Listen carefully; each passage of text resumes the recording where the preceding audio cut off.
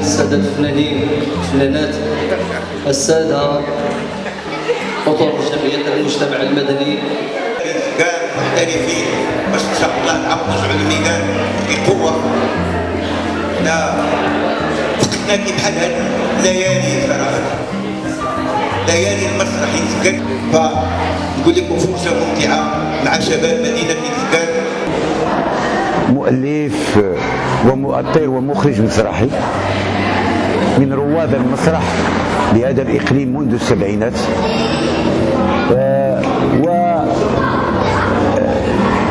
هذا العرض المسرحي وليد.كوم فهو تجربة إبداعية للشباب، لأنه هو عرض في نفس الوقت، وفي نفس الوقت فهو درس من دروس المسرح. أن الذي سيدرس المسرح وبالخصوص الكتابة الإخراجية لكريتير سينيك سيرى بأنه هذا العرض أتى بجديد على مستوى المسرح، على مستوى الرؤية المسرحية. هذا الجديد هو ما يسمى بالجسد والفضاء المسرحي، لو كور اي ليسباس. ليس هناك ديكور كثير مكتاف او كذا، فهناك فراغ، الساحه فارغه الا من كرسي او كرسيين، ولكن كتبقى العمل العرض المسرحي وكيبقى لو جو سكون ابيل لو جو، اللعب الدرامي ولو جو اي لو جو. اللعب الدرامي ورياكسيون رياكسيون هي اللي نجحت هذا العمل الشبابي.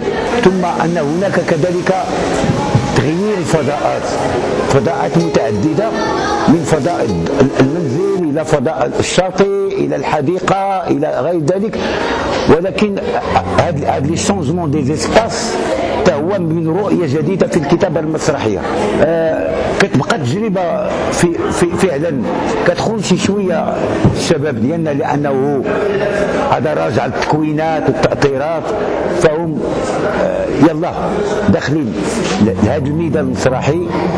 ما كانت تجربه، ولكن رغم ذلك التكوينات اللي درت لهم، التكوينات القليله اللي درت لهم، حاولوا ما امكن يستوعبوا ما اريد باش ننجزوا هاد الشباب هادو، وعاود يكونوهم اكثر باش ياخذوا تجربه اكثر، وياخذوا قواعد المسرح اكثر وثقافه مسرحيه اكثر، باش ان شاء الله نشوفهم في المستقبل كما درنا مع الاخوان ديال الثمانينات والتسعينات، باش نرجعوا ذاك المجد ديال المسرح بمدينه انزكان. انزكان كان هو المنبع ديال الدراما والمنبع ديال المسرح، وبغينا نرجعوا ثاني هذاك المجد ديالو، ونرجعوا ثاني ذاك القوه الفاعله الدراميه والمسرحيه لمدينه انزكان والنواحي ديالها، باش تعاود المشاركه ديالها على المستوى الجهوي والوطني